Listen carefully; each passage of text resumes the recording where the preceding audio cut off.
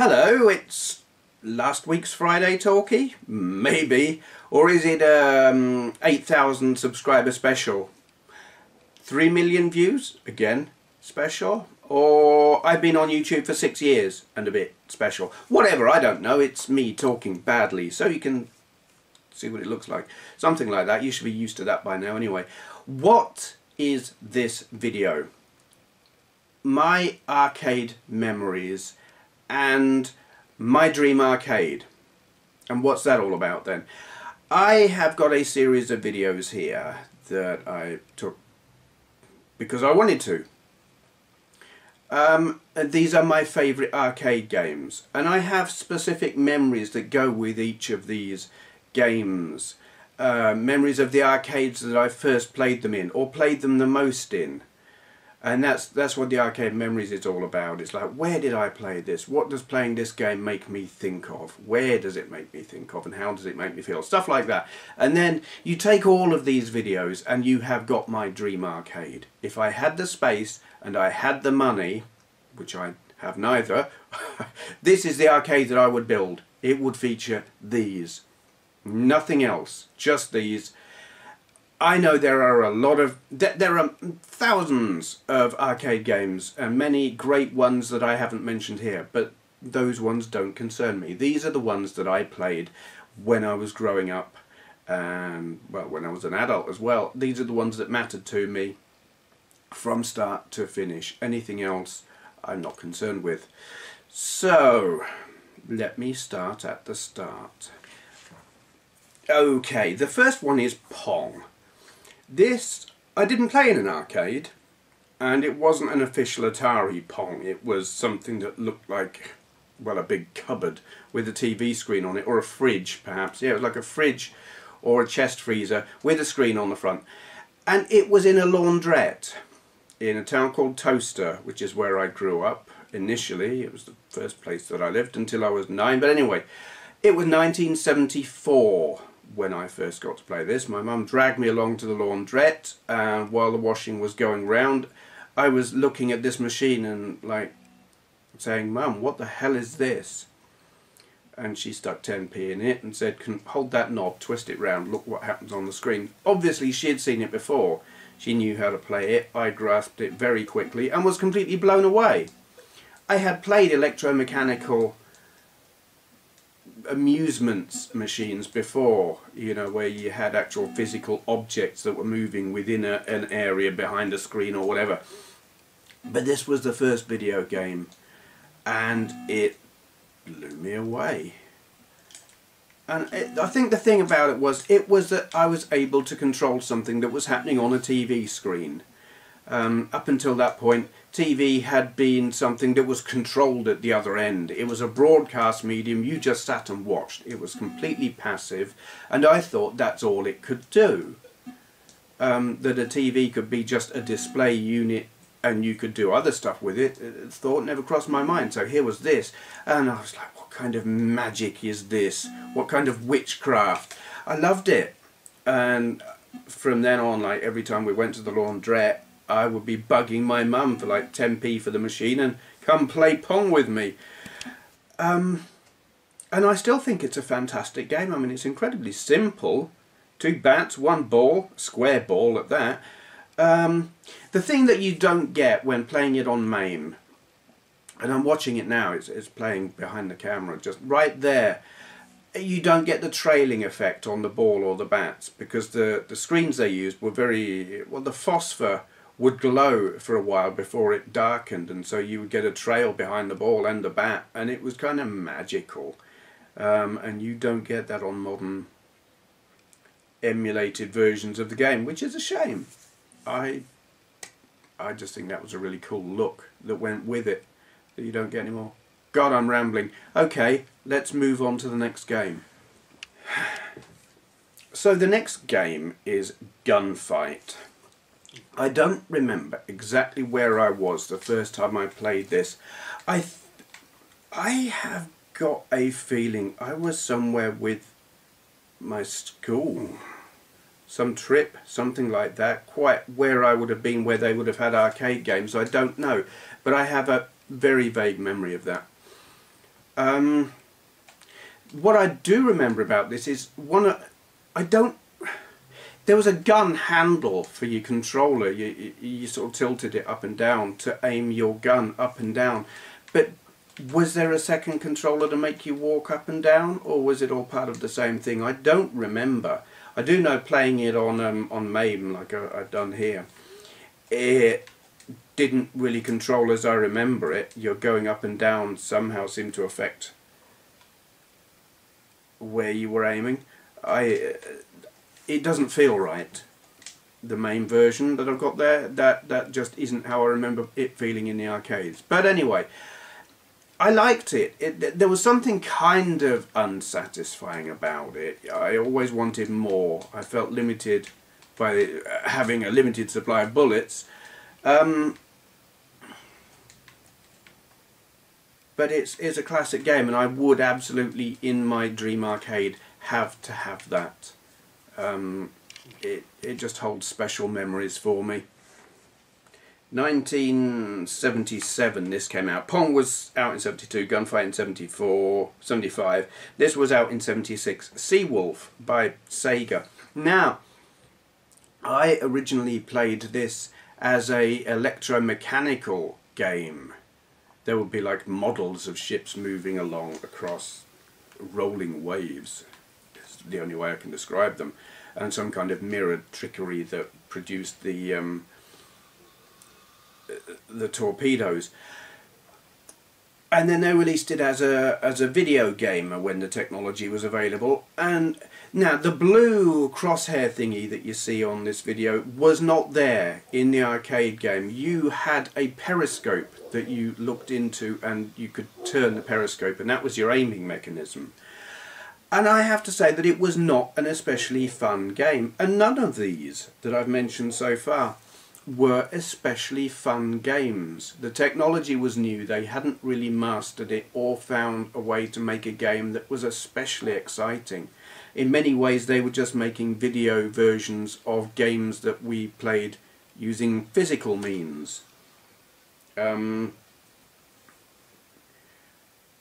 But I would have to have this in my dream arcade. I couldn't even tell you where. I mean, it must have been in a fairground amusement, or at the Isle of Wight, possibly on a pier or something like that. They had arcades. Because I played this when I still lived at Toaster, and they didn't have an arcade in Toaster, so it must have been on holiday that I played this. I would have to have it. There is just something really, really nostalgic about it, even though it's not really fun. I would have to have it.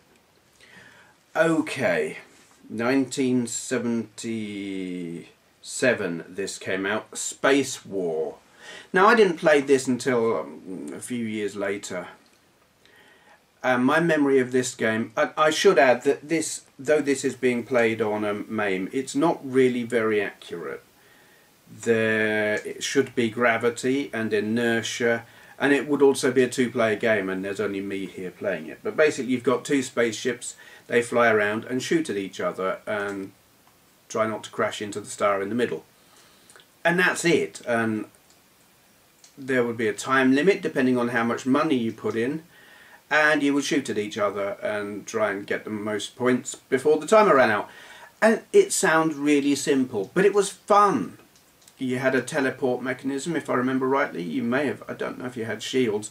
And the cool thing was you could be hit or shoot the other ship and knock bits off of it. It wasn't one hit and one kill. You could blow bits off of it. And that was great. Now where I played this, it wasn't an arcade. My memory of this, it is in a burger bar in Bletchley. I don't remember what the burger bar was. I don't think it was a Wimpy.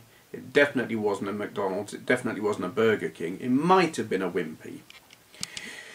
We went there. I had a friend. It was his birthday, and his birthday treat was we went to this burger bar and just spent all of. There were 3 arcade games. There was this and 2 others that I don't remember. Lunar Lander might have been one of them, but I'm not sure. Yeah, and it was just really. It was fun. I mean, we spent a good hour playing this or it felt like that, or I remember it that way. It was probably only 10 minutes really, but classic game that at the time I really did love. Super Breakout. This came out in 1978. I don't think I played this until a bit later.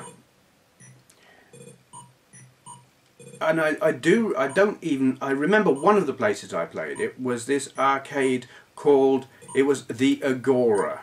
It was like a indoor shopping thing. And in the evenings they would have roller skating. And there was an arcade next to where the skating went on, and I played it there. It was dark, it was dingy, it was fantastic. And most of the time when I was playing these games I was wearing roller skates. Though I did used to go there after school. I mean, that must have been into the 80s by then. They probably didn't have this there then. But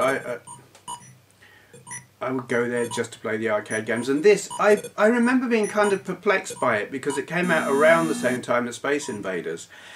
And I couldn't really understand. It seemed not much advanced compared with Pong, because it was a bat and ball. That was how I saw it.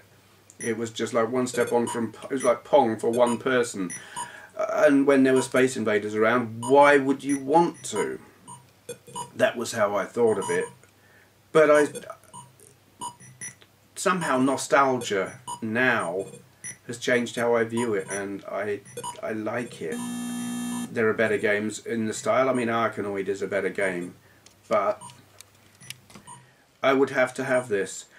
I think I thought at the time that this was Breakout, but I don't think I ever actually played Breakout in the arcade, which, I don't know.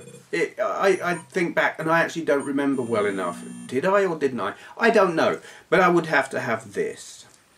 Now, we're getting on to the serious stuff. Space Invaders.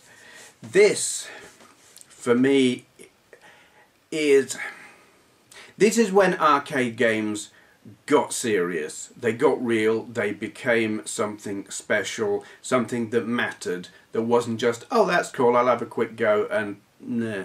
You know, this was special. And for me, everything that came before it ceased to matter remotely at that time. You know, it's like, here's Space Invaders, all that other stuff, pfft, rubbish. This is where it's at. The first time I played this was not in an arcade. Shock horror. It was in a cafe. God, I've just remembered what it was called. I've been trying to remember the name of that cafe for years. It was called the Rumbling Tum. It's not there anymore. I think it might actually be like a fried chicken place now. And it probably wasn't even proper original Space Invaders. It was probably one of the many knockoffs that they had. It was in Stony Stratford. It was behind where there's now a bus stop. In fact, there was probably a bus stop there then as well.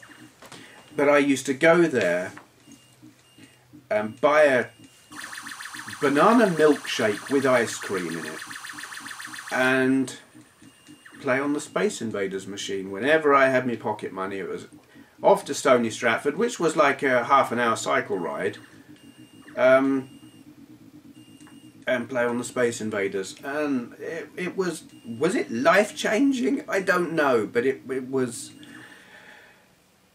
Space Invaders was it. If you went into an arcade and you couldn't hear these sound effects, if you couldn't hear the boom, boom, boom, and the psh, and the, you know, all of that, then the arcade wasn't worth going in. And now, I mean, you get... I have come across the old retro arcade, and there was one in Blackpool, I don't know if it's still there, and it had this. And I mean, there were other games in there, but there was only one game I wanted to play if I was going to have a retro arcade experience. This had to be there. You know, there are other games that came along later that are fantastic and I would really, really want. But if it ain't got Space Invaders, it just ain't right. Okay. Now this is one of those games. This came after Space Invaders. This is Head On. But it always felt to me like it came out before it. It just somehow feels more primitive. I don't know whether there are other versions of it that came out before then. I don't know. There is something very, very basic about it. But I remember this one being in an arcade in Wolverton. It wasn't an arcade. What am I talking about? It was a cafe. It was another cafe. I don't remember what that one was called. But where the Rumbling Tum was a proper cafe that just happened to have a Space Invaders game, this cafe wanted to be an arcade.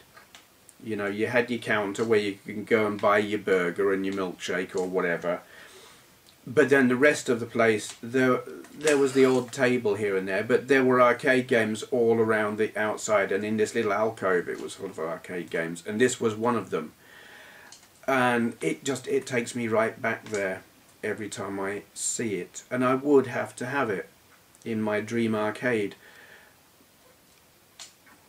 It's an odd one. I mean, clearly a precursor to Pac-Man, and actually not that much fun to play. It's got to be said, but it is the pure nostalgia. When I see it, it takes me back to that cafe in Wolverton. It's the last time I saw that place, it was some kind of Greek restaurant. I don't know what it is now. Now, this is something special from 1979. I played this in, it was at a fair. I absolutely remember playing this in a fairground and on some amusement arcade at the seaside somewhere. Maybe we were in Cornwall, I don't really remember. But they also had this at the Agora with the roller skating, and for years I didn't know what this was called. I mean, it is Speed Freak. I thought it was Night Driver for quite a long while. I also think I thought it was Demon Driver, which was something completely different. That was a tabletop game. But it was incredible. And to this day, I mean, what? This is 1979. And here it is with like a first-ish person perspective. 3D. I mean, see the oncoming car. It's 3D. Look at that. And this is 79. It is incredible. And I was blown away by it, and every time I saw it I had to play it. You had a steering wheel, which it was, to say it was kind of sloppy is putting it mildly. I'm doing better here than I ever did in the arcades, or I've managed to calibrate my joypad properly with it for the first time ever. I couldn't do this in the arcades. I would be crashing and stuff left, right and centre. You had an accelerator, you had a wheel. It was one of those where you could spin it and it would just go round and round and round and round. Which was kind of cool. Didn't really help you driving, but I could not go into an arcade where they had this and not have a go, because it was so special and there was nothing else like it. And it's kind of set the theme for my favourite kind of arcade, well no, my favourite kind of video game ever since. Lunar Lander. This is the GBA version, because I could not get it on anything else. I couldn't get it on MAME. I couldn't find it. I am pretty sure I haven't. Well, when was this out? It says here 79. So it must have been in the arcade, well, in the amusements when I was at the fair at Deanshanger, something like that. I remember playing it at a fairground, so it must have been. They definitely had it at the Agora for a while. I seem to remember playing it at Toaster, but it couldn't have been. I'd left there by then. Absolutely classic. I mean, really simplistic and basic, but there's something very special about it. And the thing with it was this massive, great big lever you had for your thrust control. And if you were going to balls it up, which you frequently did, and which I did every time that I was playing it here, there was this abort button. And it was just like a little red button with a light in it, a little red light inside the button that you press to abort and start again. I rarely pressed the abort button. I usually did, well, the inevitable hit the ground too fast, blow up. But that thrust lever made it something really special, and I thought, yeah, here I am simulating what the astronauts, you know, the lunar astronauts in the Apollo moonshots must have done, you know, and I know how they felt. They had this lever and they did this and took their lives in their hands. Somehow I think things were a little bit more complicated for them than that. But you know, I was a young lad, what did I know? I haven't seen this game in years, like an arcade cabinet. But there is, I can picture it in my head, and in fact I think there's a picture of it on the cartridge thingy something. Anyway, classic, love it, awesome, would have to have it. Another one that came out around the same time as Space Invaders that I always associate with Space Invaders. It was like there were at this time there were two games that were really worth playing. There was Space Invaders and Asteroids. This is not the best footage of Asteroids. I was doing it on a PS1 compilation thingy because I couldn't find it on MAME for some reason. I don't need to tell you anything about the game, you know, apart from the fact that you can see it for yourself on the footage. If you don't know what Asteroids is, well, you've been under a rock since 1979. It's awesome. It was in just about every arcade imaginable. You know, I played it at the Agora, at the fairgrounds, at the seaside. The place this takes me to is a campsite that we... 1985. God, they still had it in an arcade in well, it wasn't an arcade, it was a cafe. We went to Oxford on holiday, family holiday. What do you think of when you're going to go on holiday? You don't think of Oxford. We went to a campsite. I don't know where in Oxford it was. Bored shitless. Absolutely bored out of my brains. It rained all week. Here we were, my family, which was tearing itself to pieces anyway. We all hated each other, or it felt that way. Stuck in a 6-berth tent, and it rained all week, and the only possible good thing that saved me from insanity was that in the cafe there they had Asteroids. They had Space Invaders as well, actually, but I spent more time playing Asteroids. It kept me sane. It would be exaggerating to say this game saved my life, but it made an otherwise really, really miserable, shitty, crappy week, pathetic excuse for a holiday, tolerable. And for that, well, I love it. It's a great game. 1979, Galaxian. This takes me to a couple of different places. Predictably, the Agora, that roller skating arcade, dark, dingy, kind of a bit. There was a certain atmosphere in there. You didn't know were you going to get picked on by that kid who was bigger than you and he'd want your money. Little bit of tension, but so exciting. But it was also in that cafe in Wolverton. The one that's now a Greek restaurant, or I don't know what it is now, but the last thing I remember it being was a Greek restaurant. Anyway, Galaxian, it was instantly like familiar. After Space Invaders, it seemed like a very, very logical progression from Space Invaders, and I remember being gobsmacked that it was in colour, proper colour, because up until this point everything I had played had been black and white with maybe simulated colour with like cellophane bands across the screen. So when I saw this game actually it had colour graphics, I was astounded because I thought they couldn't do that. I don't know why I thought that since colour TVs existed, but I had some strange preconceptions about what video games were meant to be and how they worked and what could and couldn't be done. And as far as I was concerned, they could only ever be black and white. So here was this in colour. That was my first impression. And then I played it, and oh my god, it was so intimidating. It was like, yeah, just like Space Invaders, but oh my god, there's nowhere to hide. And holy crap, they're coming down. That's not fair. You know, it took away your sense of security. In Space Invaders, you knew until they came right down to the bottom, you could cower. You could hide behind your barrier and you were safe. And then here was this. No barrier to hide behind.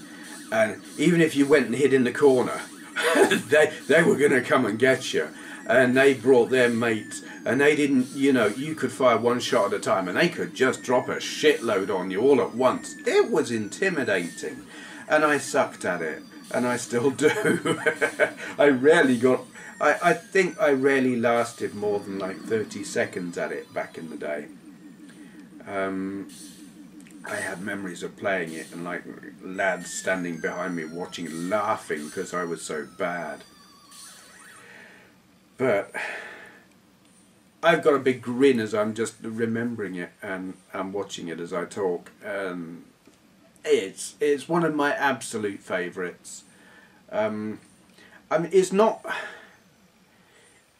a groundbreaker in the way that Space Invaders was. It was kind of a progression from that, and a very logical one. So, in a sense, it wasn't as astounding as Space Invaders was. It didn't have that initial, wow, what is this? Because you knew what it was. You could look at it and you were like, this is a progression from Space Invaders.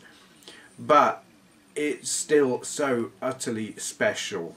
The nostalgia, remembering it, being so intimidated by it, because it was going to take your money and it was going to kick your ass, and you knew it, but you still had to play it. So yes, in my dream arcade, a must-have. And I mean, though I consider Space Invaders to be the definitive, the start of like the proper arcade era, in my mind I would actually rather still play Galaxian, I think. Though Space Invaders would have to be there, and I would probably play that first, I would have more fun playing this. Missile Command, 1980. This always takes me back to a crowded arcade with some crazed Terminator chasing me, which is strange because that wasn't me. But it does that. I don't really know where I played this, but I know I played it. Was it the first time I played a game with a trackball? Had I played Centipede yet?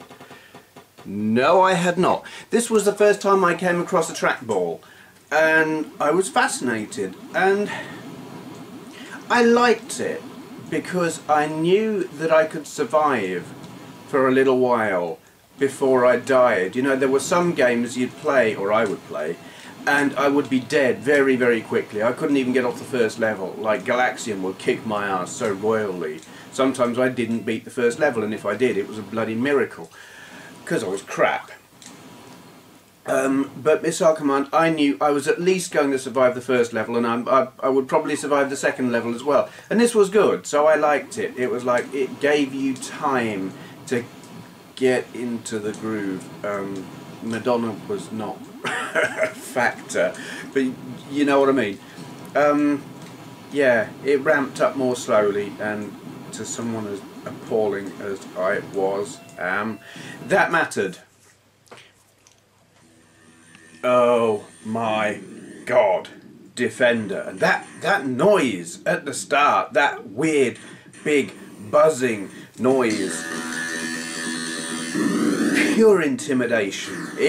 You heard that noise and it was like the machine was saying, right, I'm gonna kick your ass, so get ready, and it promptly kicked my ass. I rarely got off the first level. I was terrible at it. I'm still terrible at it, but I can at least now get to about level 3 sometimes.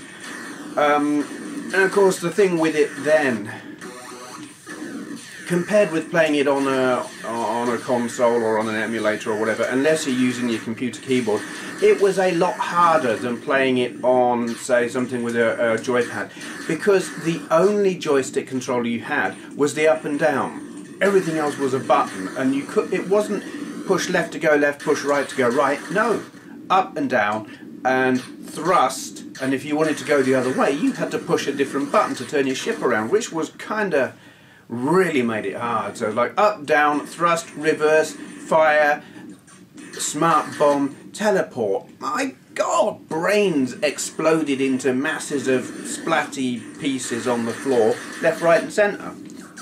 And that was before even pushing the bleeding start button. Brutal, absolutely brutal, and so fast. I had never seen anything like it when I first saw this game, and then I played it and was rapidly slaughtered. But I couldn't well, I could stop playing it because I soon ran out of money, but you know, it was one of those games, you were a superhero if you could play Defender and not be dead instantly. And where I first played this, again, it was in that cafe in Wolverton, the one that was later a Greek restaurant. And the funny thing about this, I have a memory attached to it that isn't really anything to do with the game. I was standing there playing Galaxian, and next to me was some older lad. I mean, I was probably 14, and there was this 17-year-old standing next to me. He was playing Defender, and he seemed to be doing quite well. He'd been playing for more than 30 seconds. And I just remember this 10-pence piece rolling across the floor from around the corner. There was like a little alcove with other machines around the corner. And 10p just came rolling across the floor. And this lanky, long-haired geezer came wandering around, like, looking sort of dazed. "Have you seen my 10p? I don't know why that sticks in my memory. I think it was, I was thinking, yay, money, I can have another go. But obviously not. Yeah, that sticks with me. Nothing whatsoever to do with the game, but there you go. Phoenix. This is another one that I guess the first place I played it was in the Agora downstairs. I say downstairs because there was an upstairs arcade later on, but I'll talk about that later.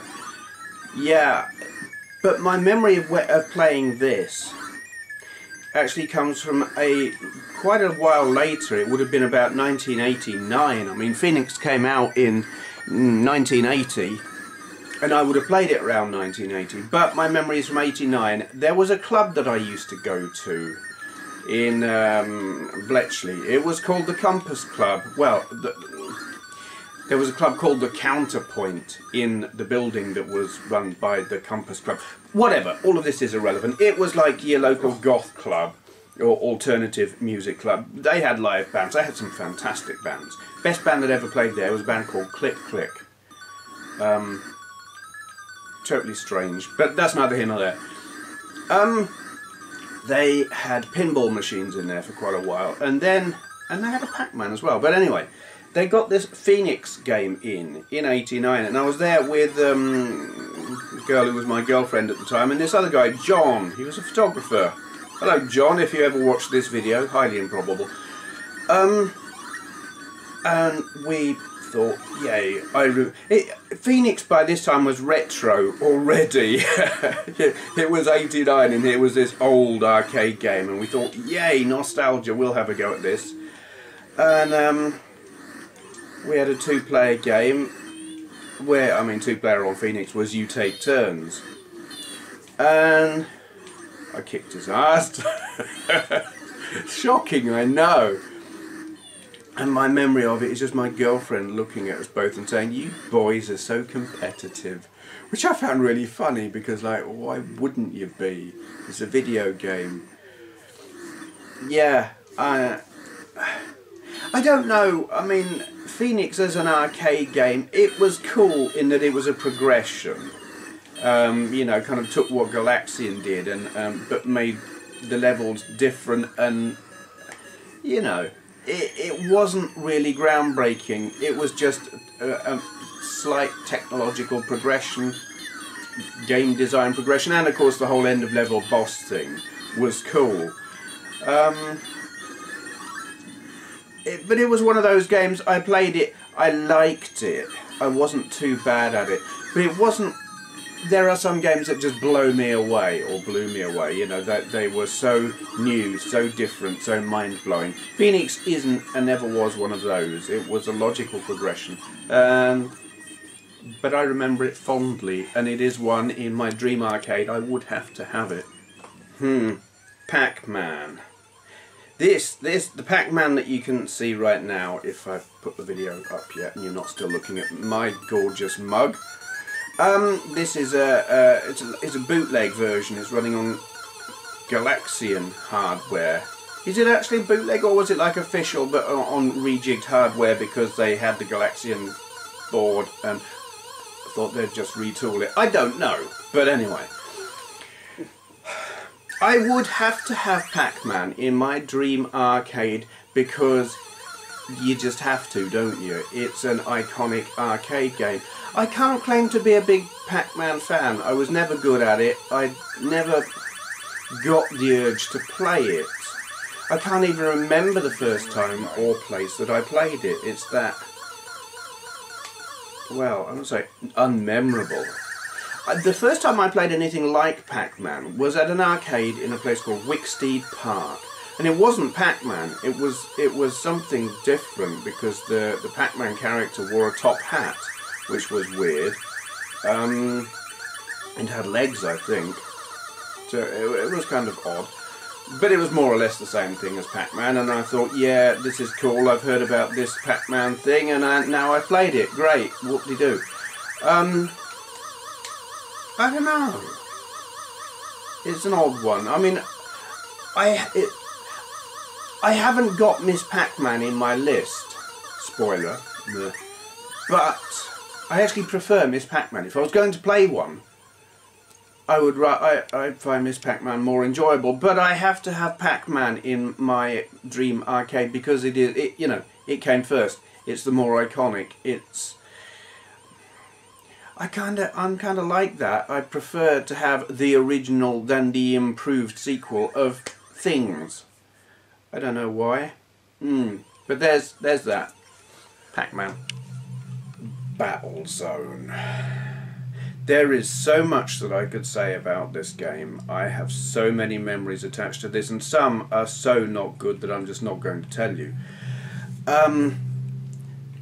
The first time I played this game was, again, it was in the Agora downstairs. They had the big cabinet. It was tall, and it had like a periscope thing that you looked in, which made it a real pain in the ass for anyone else wanting to watch you play the game, or for you to watch when someone else was playing it. That made it cool. It was 3D vector graphics.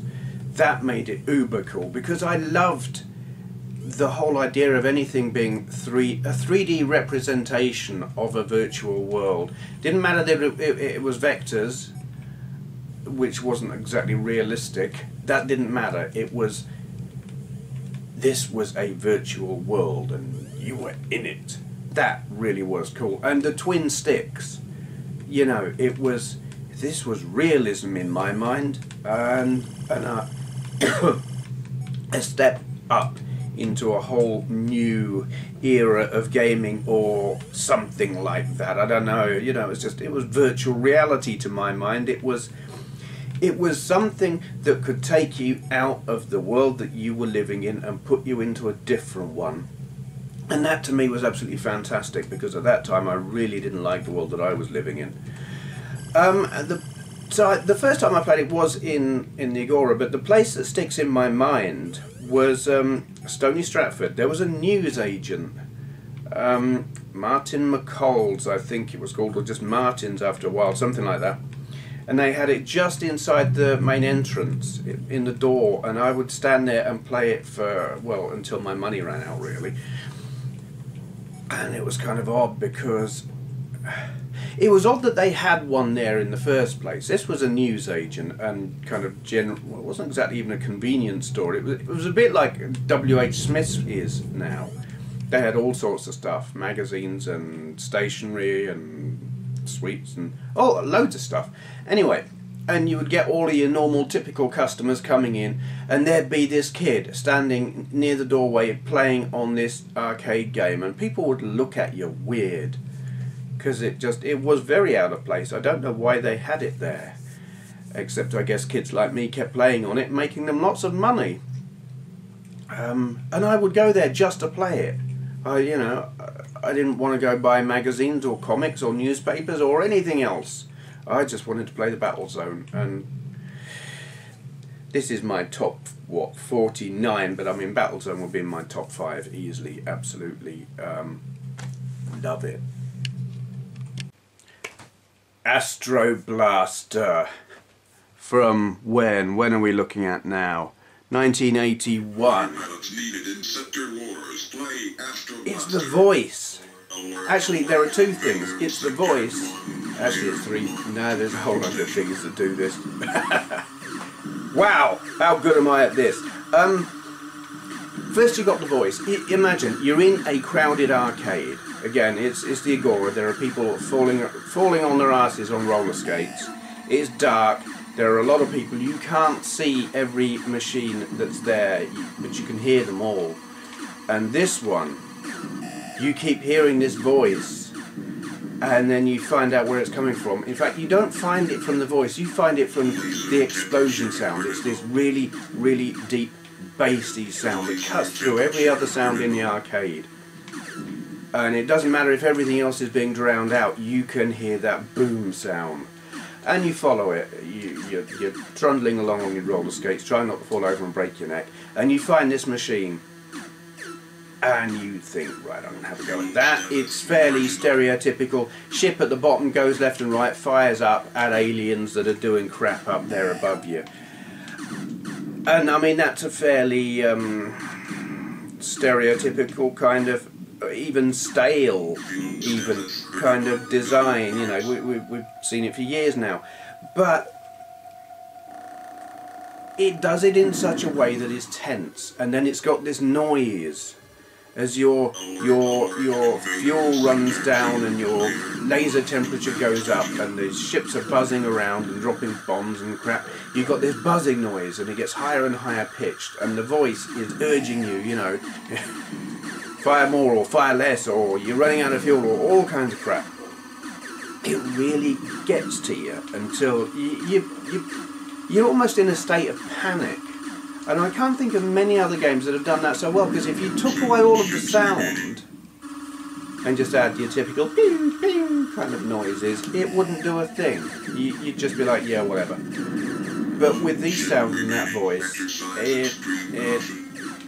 it just gets you so worked up into such a state. You end up making a stupid mistake that you otherwise wouldn't have made of just because you're in a panic. It's incredible, it's brilliant, and it's all down to the sound. Centipede, 1981. Playing in an arcade on, wow, was it a pier? Were we at Cornwall maybe? It was the seaside. It was definitely not the Agora. This I played at the seaside somewhere. And again, it was the trackball. I don't know, how big was that trackball? I remember it being a big bastard. It wasn't like a little ball like that. It was a big, but maybe I was just really small. I don't know. But that's what really grabbed my attention. I mean, the game itself, to me, it was just another, here you are at the bottom, there's stuff at the top coming down, you shoot it. This had been how video games worked ever since Space Invaders, and you had barriers, which was cool as well, in the form of mushrooms, obviously. The colours were cool, because it was all these nice funky pastel shades and everything, and I liked that. But it was the trackball. That's what did it for me. And should that make a massive difference? I don't know, but the truth is it did. It was a new control system, fairly, alright, Missile Command had it, but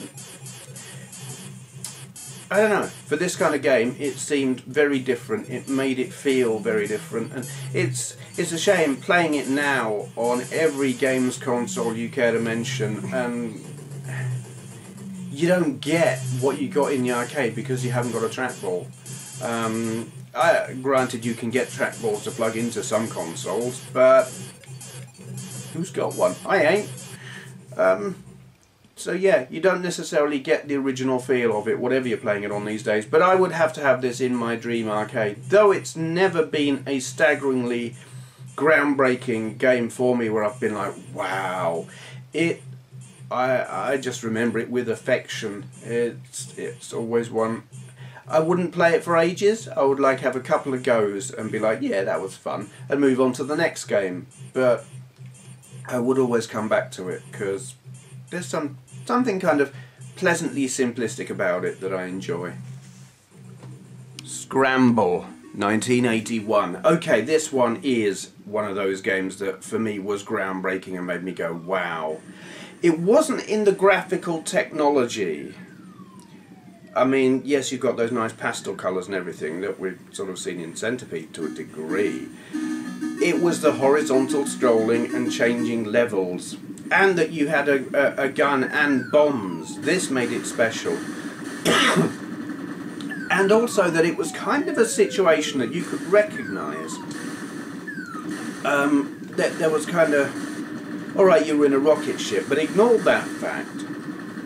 You're flying along a horizontal landscape, just like in the real world, and the enemies, certainly to begin with, are on the ground and come up at you. Kind of like flying a plane, jet bomber, fighter bomber, over enemy territory on a bombing run where you've got to defend yourself. It was something you could believe in, and that was something new, really, in an arcade game, from my perspective anyway. Though Battlezone was kind of... I must have played this before Battlezone. I don't know, whatever. It was cool.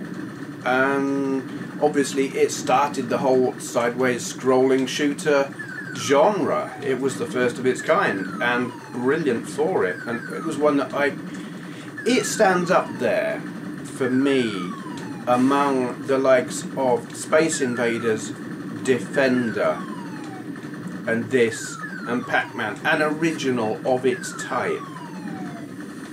Yeah, it was the first of its genre, if you like, and for me that makes it very special in its own right. And then it's just a bloody brilliant game. I mean, you can take your R-types and all those other sideways scrolling games that I never bothered to play because they were scramble. I don't care that they were more advanced and better in terms of design and graphics and everything. Don't care. If I was going to play sideways scrolling, it was going to be this, and it still would be. You know, I can't even name that many sideways scrolling games because I'd never bothered with them. I know R-Type, I know Nemesis, well, Parodius, and stuff like that. Meh. They might be brilliant, but I'd still play this first. Tempest. This, again, this one takes me downstairs, the Agora, Wolverton, roller skating, dark, noisy, dingy, kind of a bit intimidating. And that's just a place. And then you got the game. Yeah, this was another one that intimidated me, partly because I didn't entirely understand it.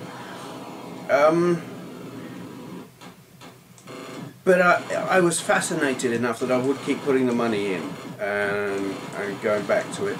But the other thing that I remember about this was half the time it was broken. The hardware inside it was quite powerful for the time, and it would overheat.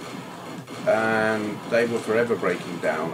I defy anyone to find a working original Tempest arcade cabinet. Probably someone will now go and do that, but yeah, they were frequently broken. But when it worked, they were great, and I did like playing them. And again, it's one of those where you don't really get the true feel for it now when you play it on a console, because it was played with a dial, a knob, if you like, and you turned that knob to move your thing around, and that made it different.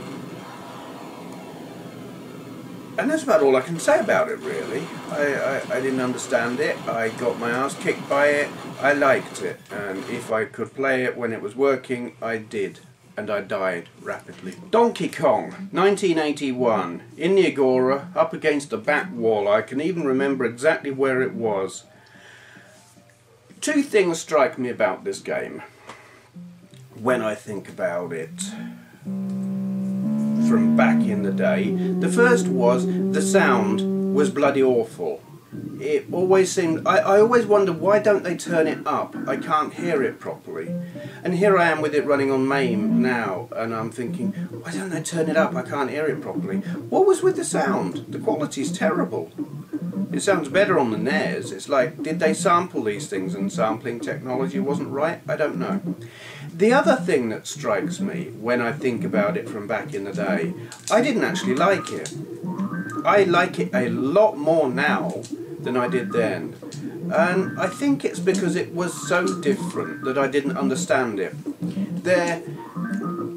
I had kind of grown up with Space Invaders, and it was really, really obvious what you were meant to do. Move along left to right, shoot upwards. That was it. Here was Donkey Kong, and you had different objectives on different levels. And alright, they weren't overcomplicated, and now, as an adult, I can look at them and very quickly see exactly what you meant to do. But in an arcade where it was loud and noisy and you've got a crowd of kids around you and they were laughing at you because you just lost your life and oh my god, you're on another level and holy crap, I've never been on this level, what am I meant to do? Oops, I died. That kind of thing happened to me, well, a few times, at which point I decided I don't like this game. And I didn't play it anymore. Where now I recognise it for the groundbreaking classic that it is.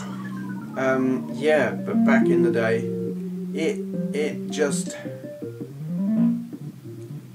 I don't completely get it.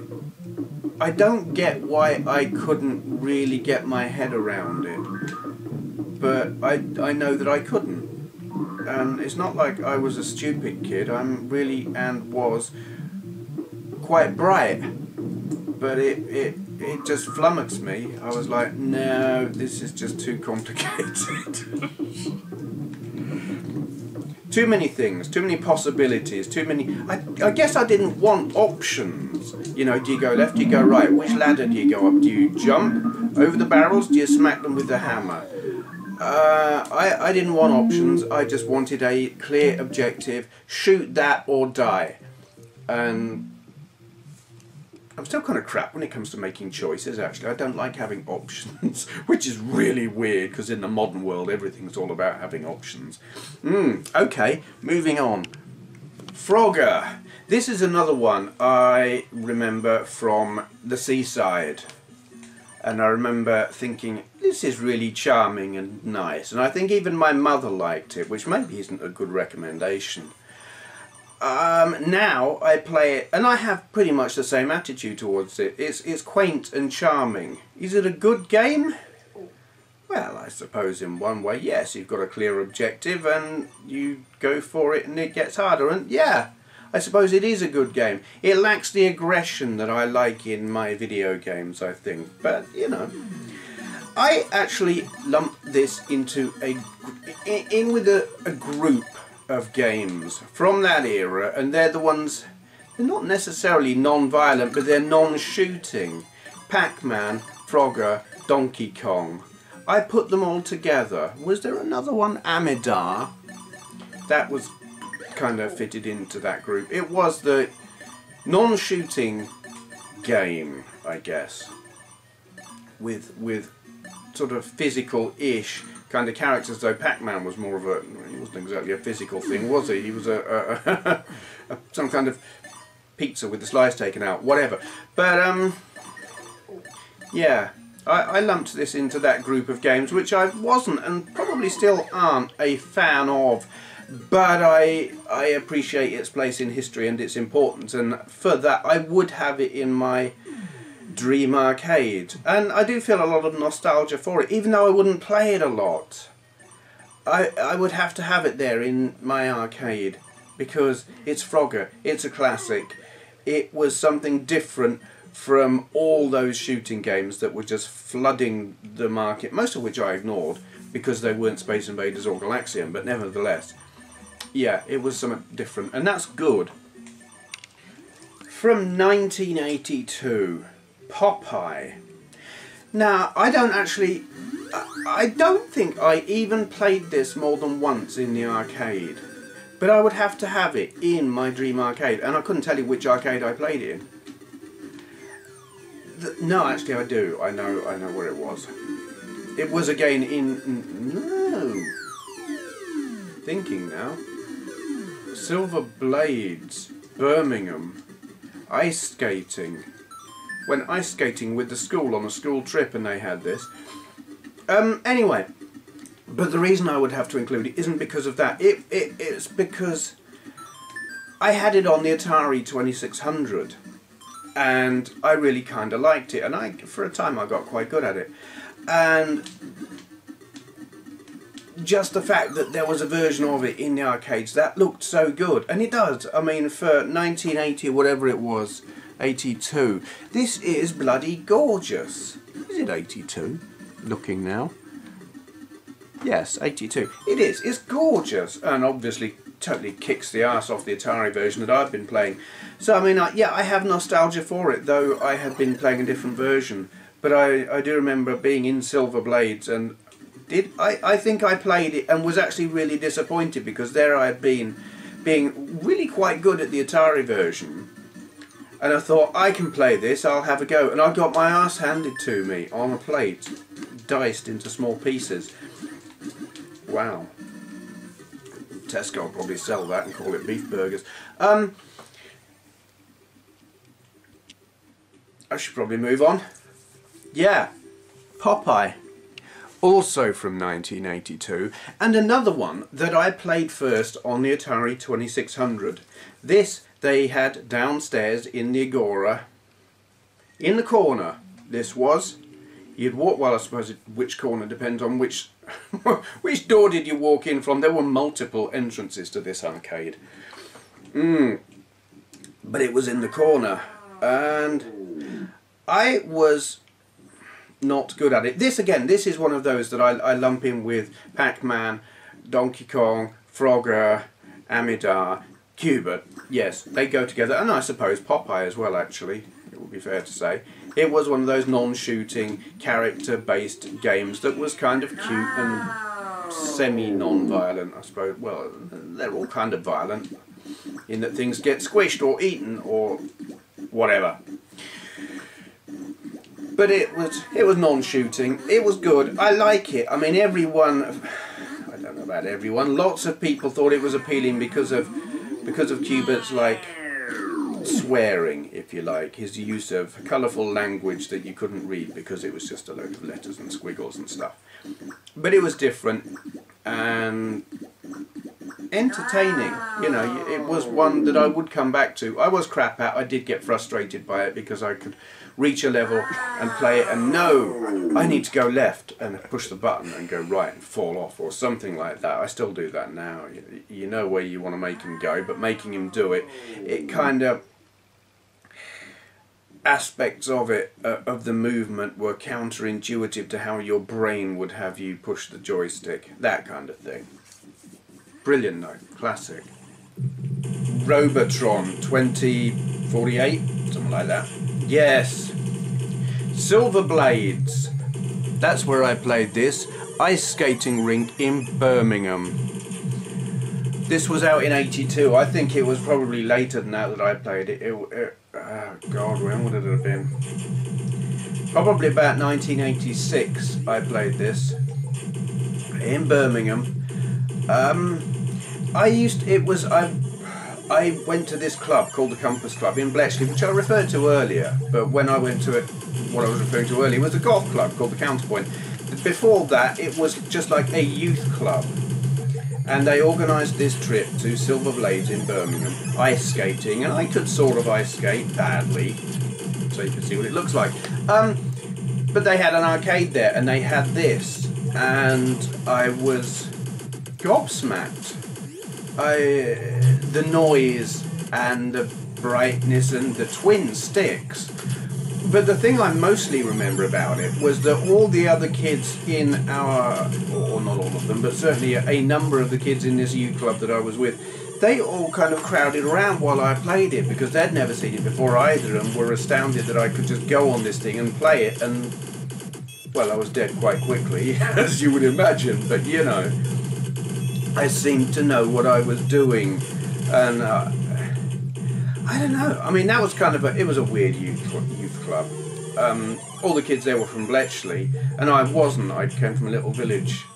And did that make my attitude different from theirs? I don't know. I certainly didn't really fit. I think my attitude was different to most people that I came across at that time.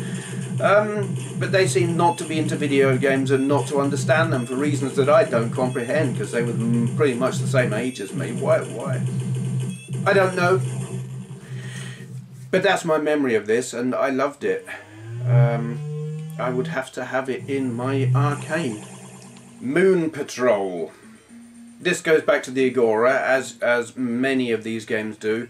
This was on the wall, well, if you just come down the big ramp and turned left, and the first entrance you came to into the arcade, you went in, and this was directly on your right. And I liked it because it was different.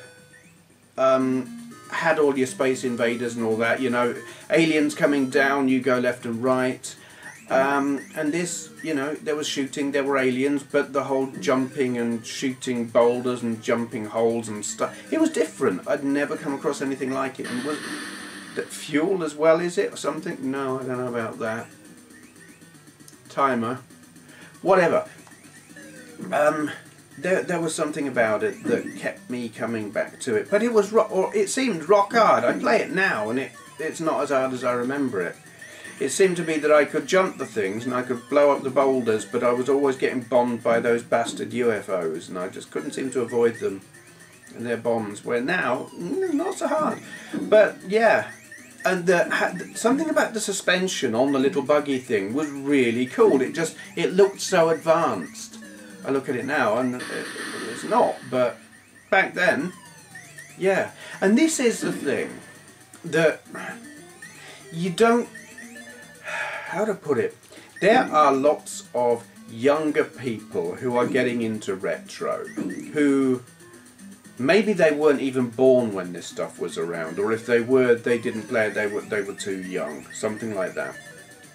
So they come to it as retro now, having not played it in the day, and they enjoy it for its simplicity or its purity or just the fact that the games are fun. But what they don't get, and what you could only appreciate if you played them back in the day, was how new this stuff was. It was, whenever something new came along in the arcade, you would go, wow, because you didn't know what things were going to turn out like, how things were going to progress. In fact, for the longest time, it didn't occur to me that things would progress. Space Invaders, I thought, that's it, this is the pinnacle of video games, this is what video gaming is all about. And then Galaxian came out and I was astounded that it was in colour. This is what I'm talking about. It is that progression and the newness of it, the holy crap, I've never seen anything like this before. You don't get that anymore.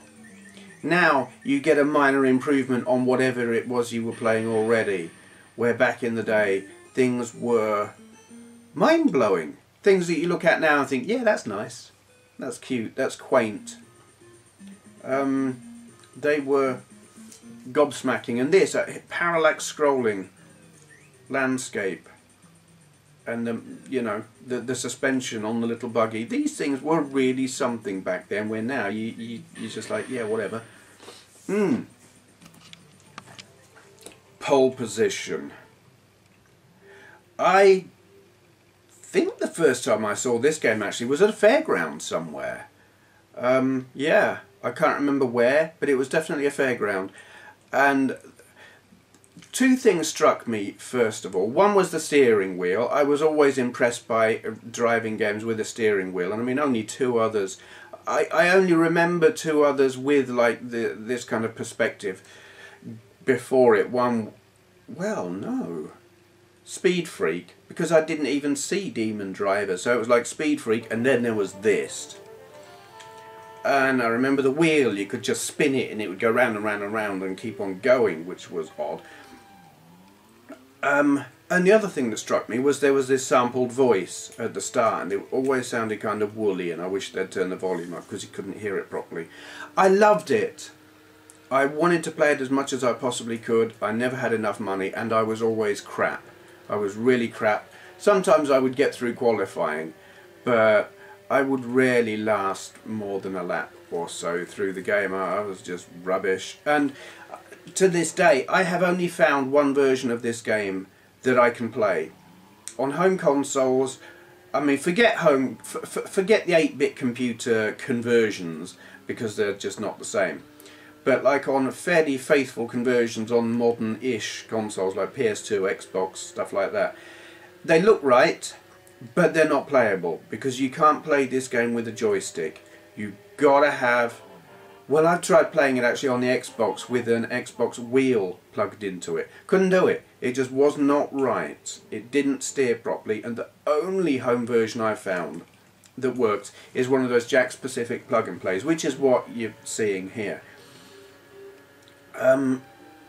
But this for me, it was when this came out, steering wheel, voice, and oh my god, it's driving, and it feels like driving. That looks like a road.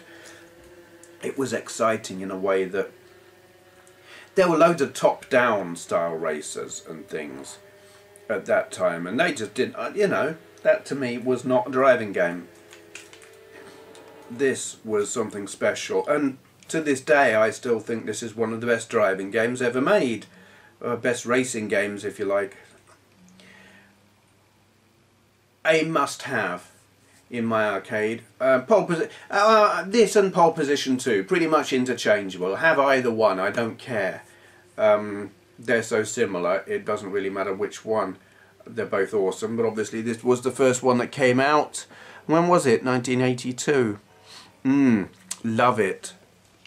Oh yes. Now this is special. This is really, really special. This is groundbreaking. This is one of those oh my god moments. iRobot by Atari, 1983. Can you believe it? 83. Graphics like this. We'd had Battlezone with its vector graphics, and that was probably that was the most impressive 3D, in fact the only 3D I think that I'd come across until this. This was the first time I ever saw filled polygons, and I was astounded. It was in the Agora. It was, you came in through the door and it was on the right. It was not far away from the Moon Patrol game, and no one ever played it. They didn't get it. You would see people, they would put their money in, they would have a go, and they would never play it again because it wasn't Space Invaders. There was no, it wasn't traditional, it wasn't what people had come to expect. And so I pretty much got the thing to myself, which I loved because I got it.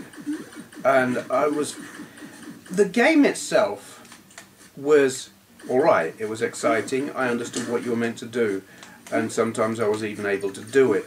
But that wasn't it, it was the visuals. Filled 3D polygons.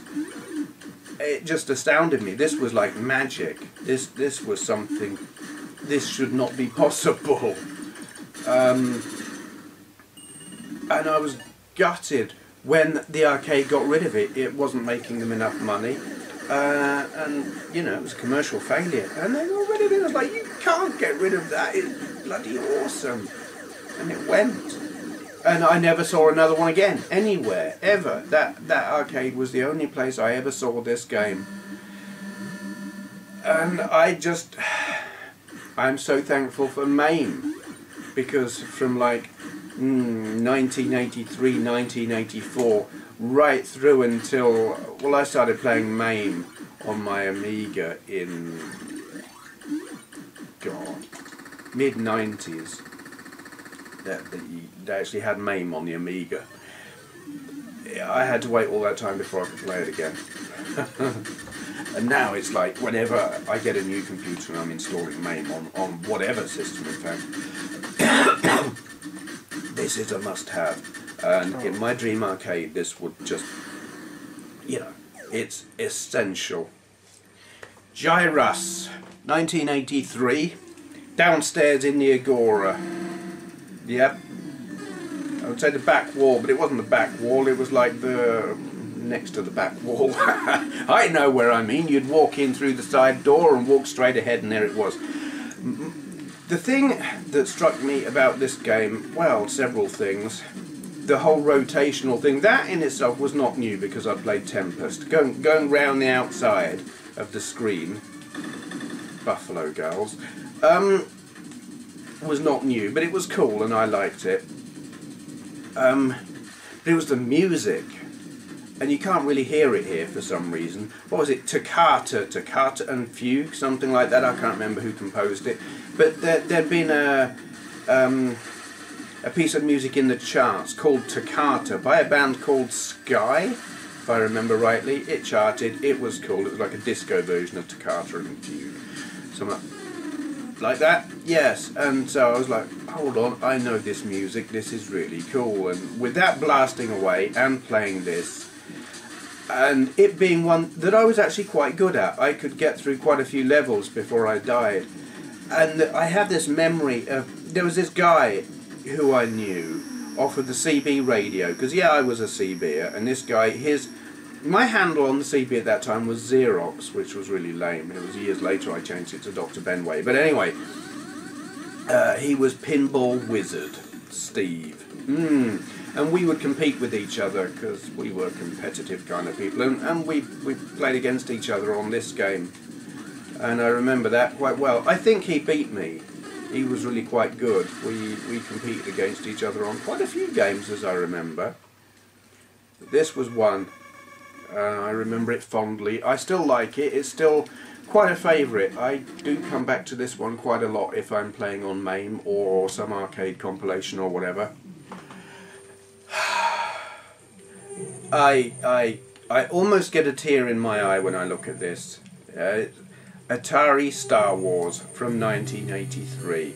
I was Star Wars mad, which is kind of funny because at this point had I even seen Star Wars? I don't know. I didn't. No, I hadn't. I had not seen Star Wars. I think, when did Return of the Jedi? No, yes, Return of the Jedi is the first Star Wars film I ever saw, because my dad was a cheapskate and wouldn't take me to see Star Wars or The Empire Strikes Back, and I only got to see Return of the Jedi because my friend, who I'd been to the burger bar with the year before, I think, on his birthday this year, we went to see Return of the Jedi at the cinema.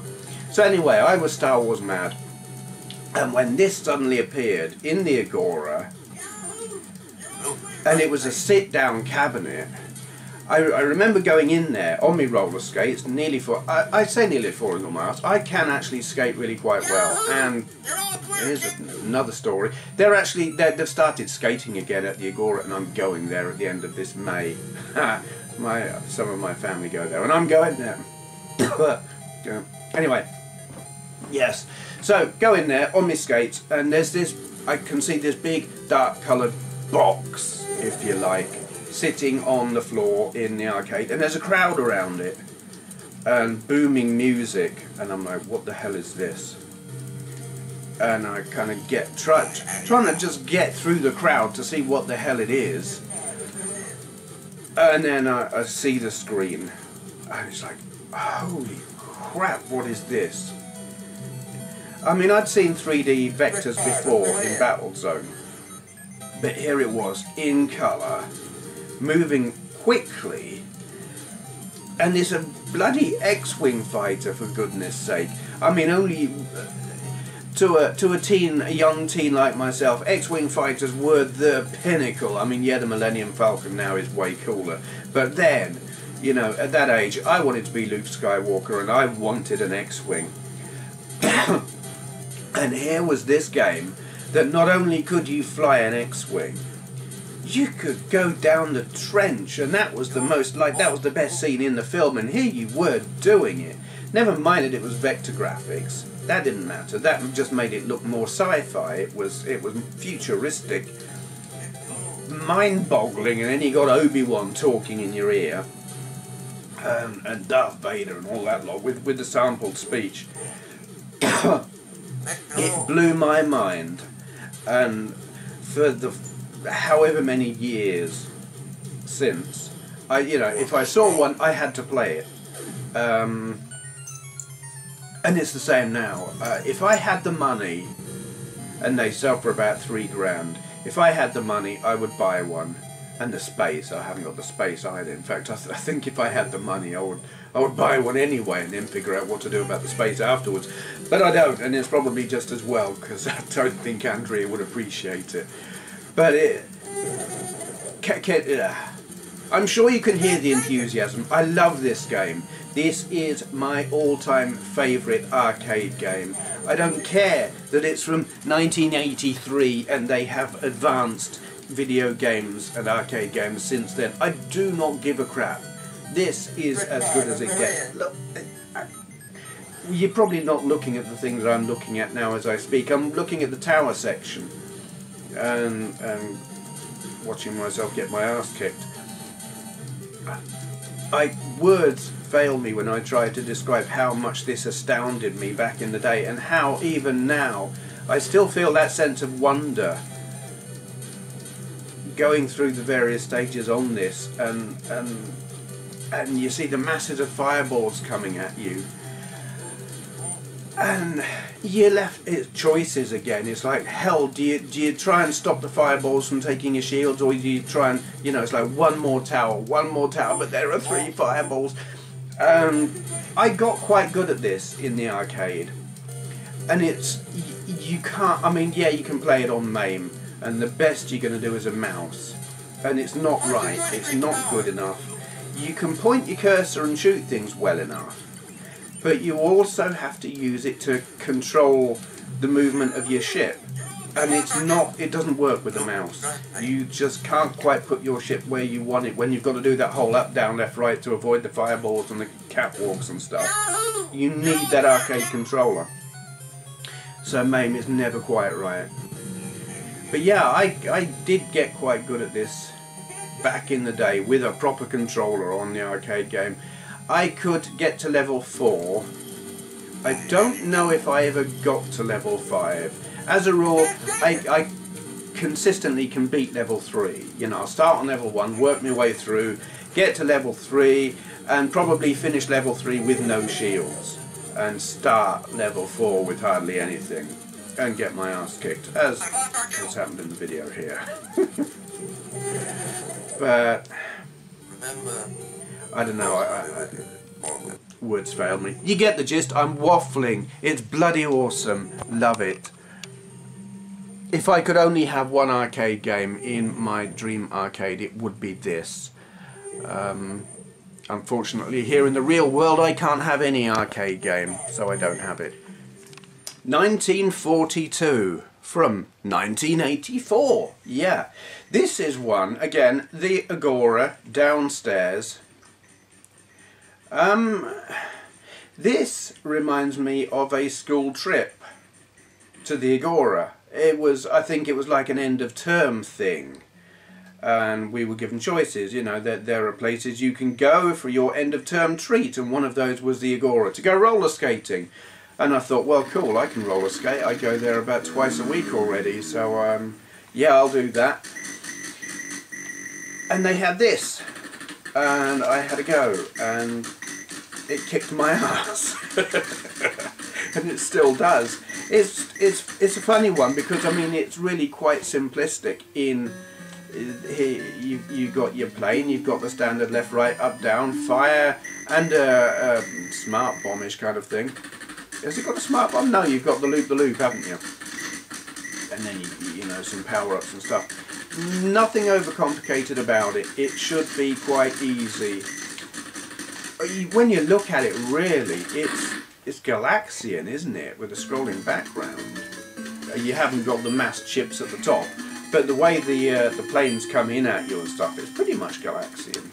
But it does fairly kick my ass, and it did then. I stuck my money in, and I was done within about 2 minutes, I think. But I have fond memories of that. So it would have to be in my arcade, just for that. Pure nostalgia. Okay. Karate Champ. This was at the Agora, but, and it's a big but, it was upstairs. They set up another arcade. You had the one downstairs that I've been going in for years. Upstairs was a bar and a cafe. And they put this upstairs in the cafe.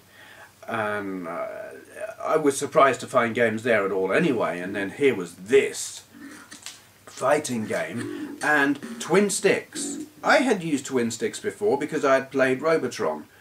But this was kind of different. It was like different combinations of directions on the 2 sticks allowed you to do special moves, or just the moves.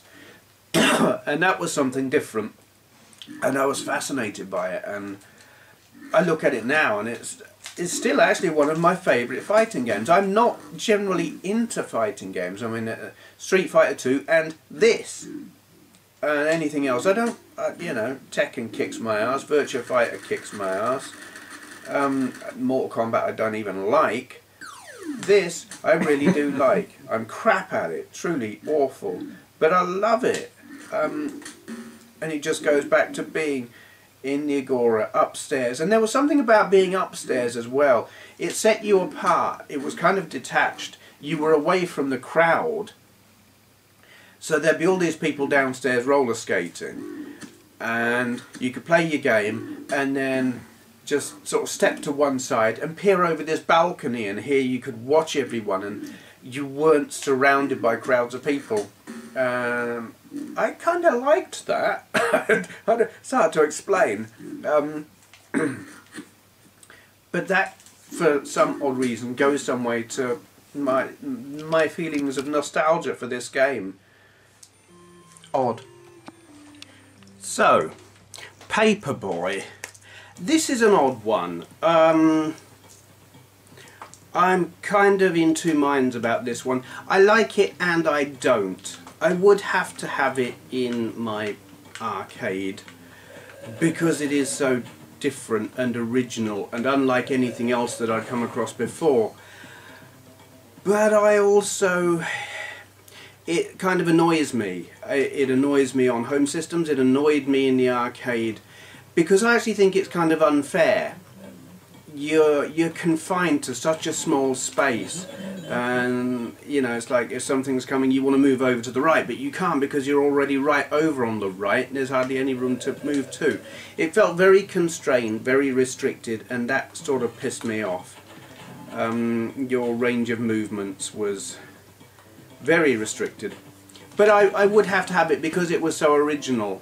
I mean, it made the news for being so different and unusual, and I think that says something when mainstream news is picking up on a video game.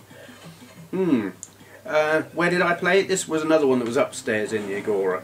Kind of around this time they stopped putting new systems in the arcade that was downstairs and started putting them upstairs, and it was just like the old stuff stayed downstairs.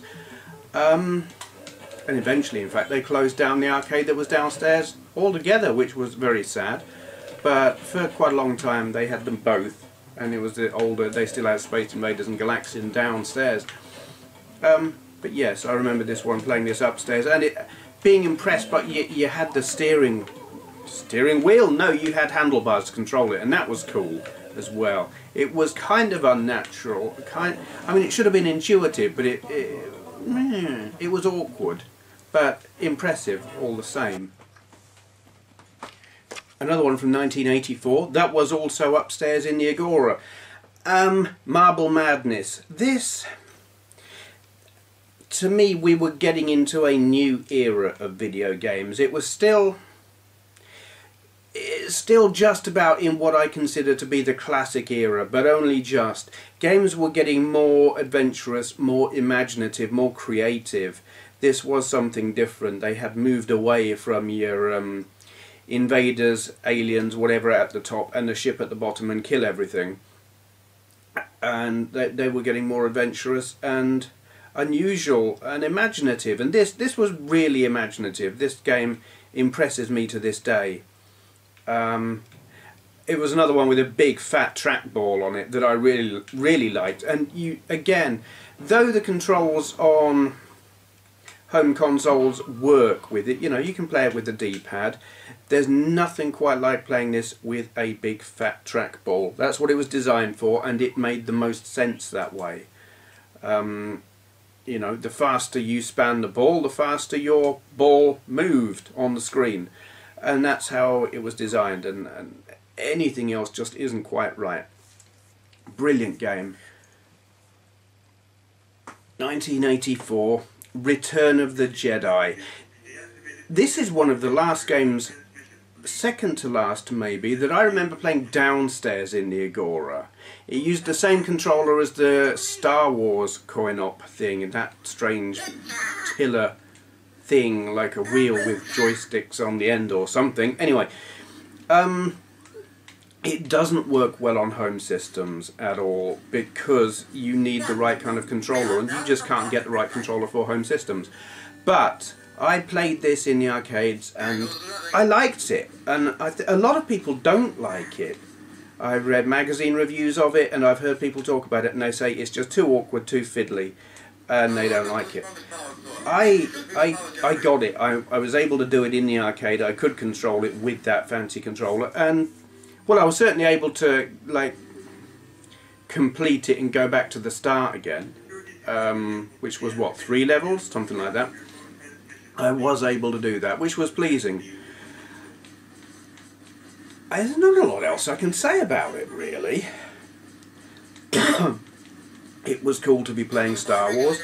It was Return of the Jedi, which I had seen in the cinema, so I recognised the scenes that it was representing in the game, and I thought that was cool. So yeah, I got a lot of nostalgia for this. You know, it doesn't work well on a home system, but that just doesn't matter. If I had my own arcade, this would be in it. Right, Bomb Jack. We're back upstairs in the Agora. This game, it represents a turning point or a change for me in the arcade or video game industry, history, something. This is the point where I looked at what was on the screen on this arcade game and realised there is real progress being made here. Things have advanced a long way. Now, you've always been able to play, or at that time we're always able to play better games in the arcades than could be achieved on home computers, but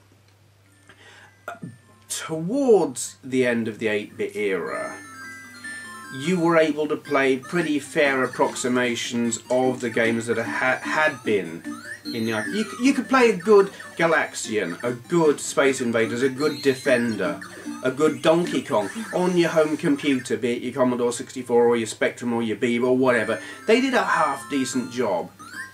And then I saw this, and I knew you could not do this. I mean, they did reasonable approximations of it, but it was the metallic feel of certain objects on here, like that spinning ball there.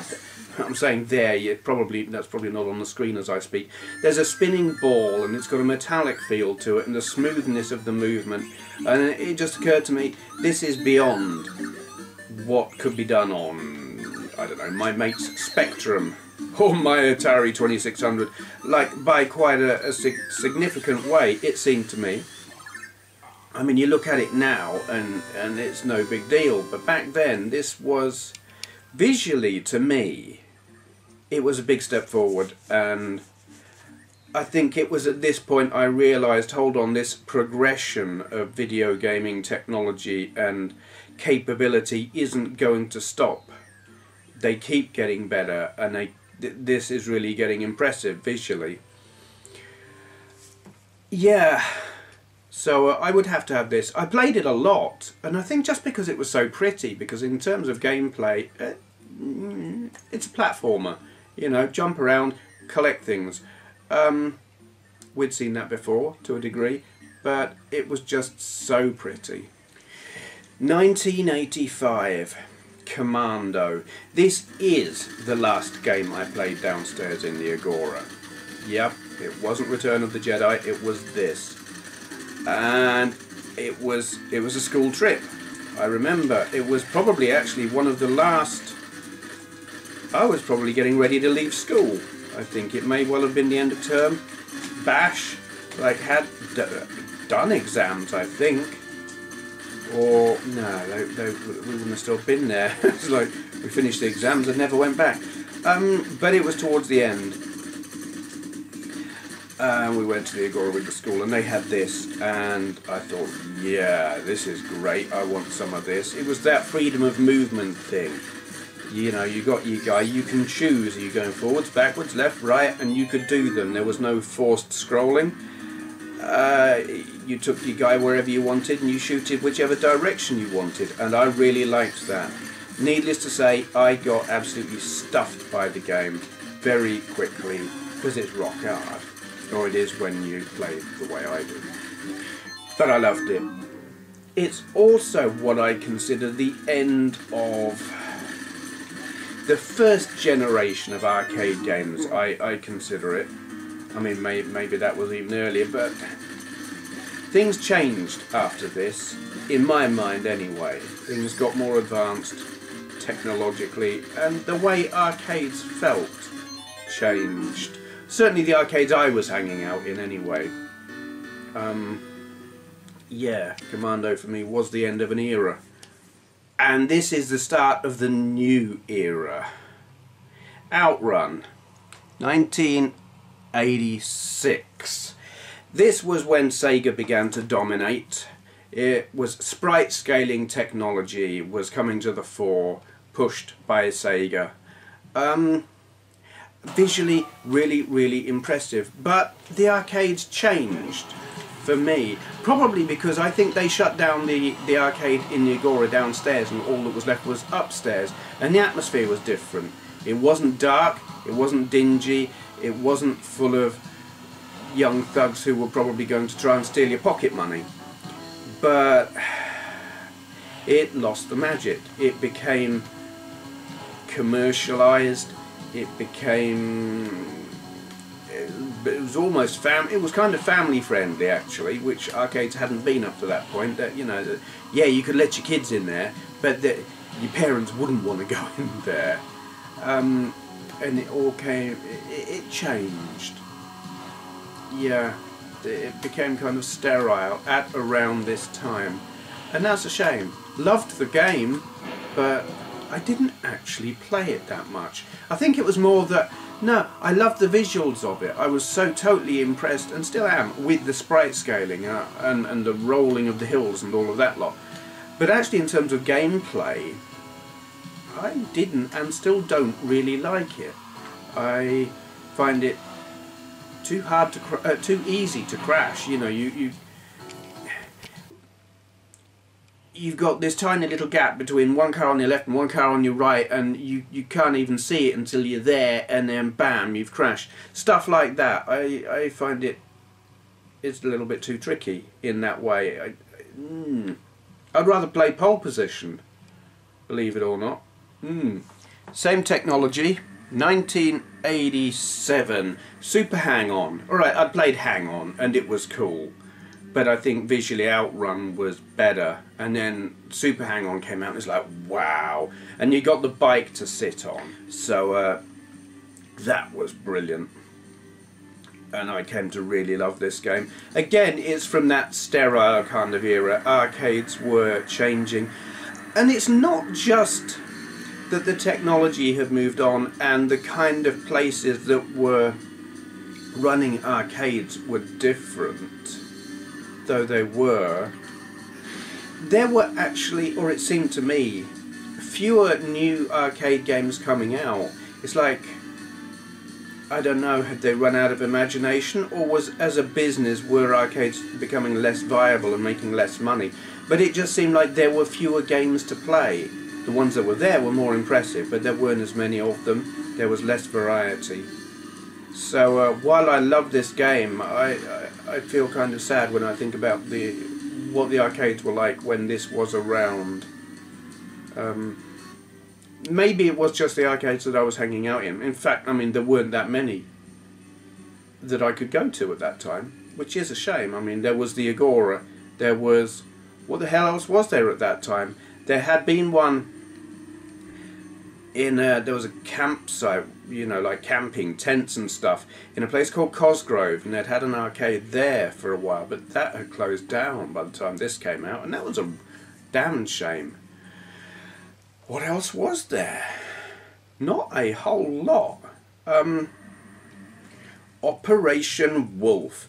This is, I'm looking now, no, not quite the last game. Second to last game I ever played at the Agora that really sticks in my memory. It was upstairs, it was in the bar, because there were two areas. There was the cafe where you could buy your bacon and egg sandwich, and then there was the bar, which you had to go through this kind of locked door. Well, it was locked in the daytime, whatever. It was in the bar area, and I remember playing it. I had played arcade games before where you had a gun, you know, shooting gallery kind of things. In fact, I'd played that kind of thing way back since the electromechanical era. where you pointed the gun into the playfield and shot stuff. So in that respect it was nothing new. What was new, apart from the fact that the gun you had was an Uzi, and Uzis were cool if you were a young teen, or I think I was in my 20s by then actually. What year was it? 87. No, I don't think I was quite 20. Anyway, what impressed me, it was you had an Uzi and it had force feedback.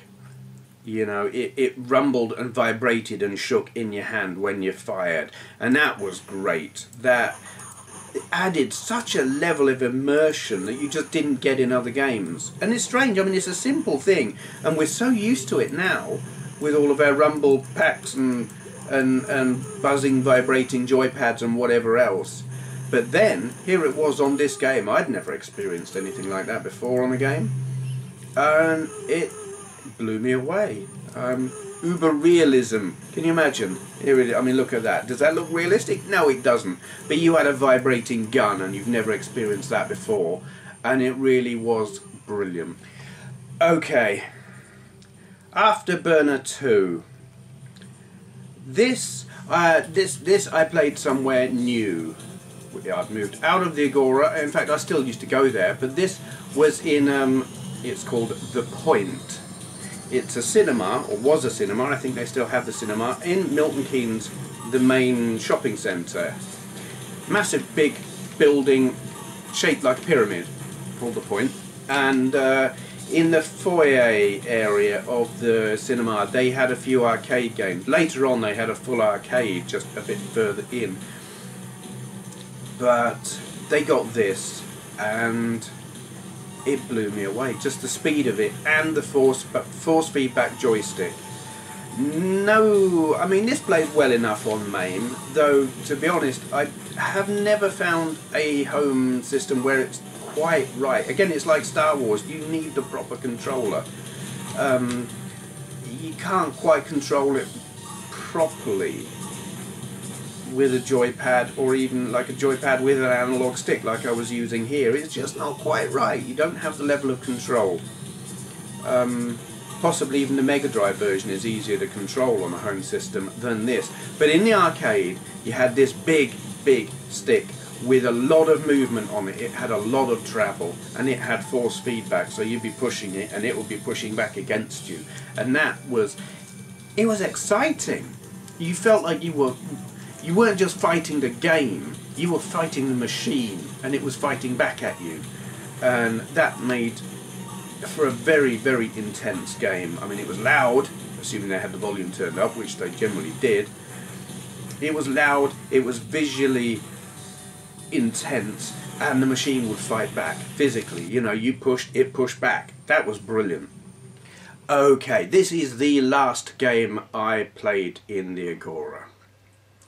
Upstairs, Street Fighter 2, out in 87. It was about 89 before I played it, I think.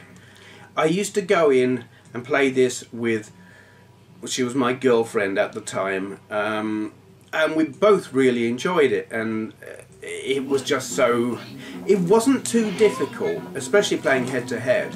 It was probably one of the first games that I preferred to play head to head than just on single player.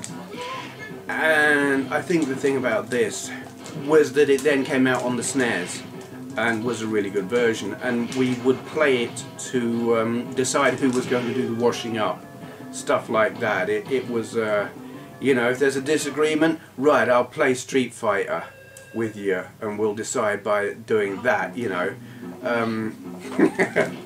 It was better than arguing.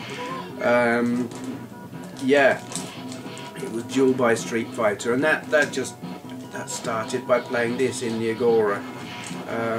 Very fond memories, just because it was so silly. It's visually over the top game, but easy to play. You know, there were special moves, but you didn't have to be some kind of superhuman to do them. And it's still my favourite beat 'em up. I don't care for all the fancy versions. I just want the original. Street Fighter 2. Was it the World Warrior? Was that the first one? It's not even a Championship edition. It's the very first one. Love it. Would have to have that in my arcade. I lied. Street Fighter 2 was not the last game I ever played in the Agora upstairs. This was, I'm looking at my list now, is there anything after this that I played there? No. Super Monaco Grand Prix. This, oh, I look at it now and actually I think, that's kind of ropey in some ways. The scenery appears too quickly, you can't see where you're going. It's too easy to crash, but it added a level of complexity that you didn't get in the other games. It had 4 gears, or even 6 gears, I think. I'm not sure. Yes, I think it is. You could choose how many gears you had. I'm playing it in automatic in this video. But, and I think it was also because I was into Formula 1, and this looked like Formula 1 for the first time. I mean, pole position, yeah, they were like Grand Prix cars, but that race on there didn't look anything like any kind of real Grand Prix circuit that I would recognise. It was just like a track in a field.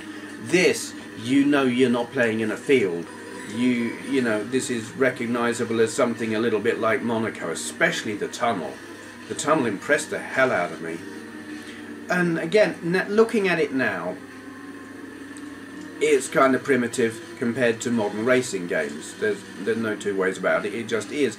But when you have never seen anything like it before, you know, scenery and buildings whizzing past you, just having buildings was new, not the odd little hut here and there like you got on Outrun, but big buildings and signs and things going right across the track and tunnels. Stunning. Never seen anything like it, and it blew me away, and I played it a lot. Yeah, and it's only actually in the past couple of years I've been able to get this thing running on main. I just saw the car flying through the air there. That's, yeah, just epic, awesome. I would have to have this. It's one of those you don't. I haven't seen this in an arcade cabinet since way back, you know, in the late 80s. I've seen a few retro arcades, and it's never been in any of them. I've not seen it like it wasn't a replay when I went there. Don't know how common it was, but damn, brilliant game. Hard Driving. 1980, what is it? 89, and it was about 89 that I played it. And where I played this, they had it in the Point at the cinema, but that's not where I remember it from the most. The reason I remember this is actually kind of disturbing. I worked in this warehouse. It was a China warehouse, as in it was Japanese Chinaware, dinner sets and tea sets and all that kind of crap.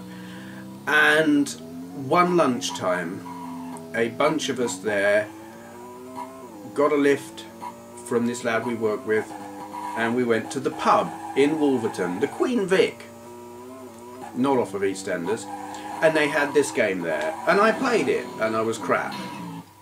But I enjoyed it. It was, you know, I love driving games, I love 3D virtual worlds, vector graphics, polygon graphics, I love that kind of thing. So I played this and I was like, wow.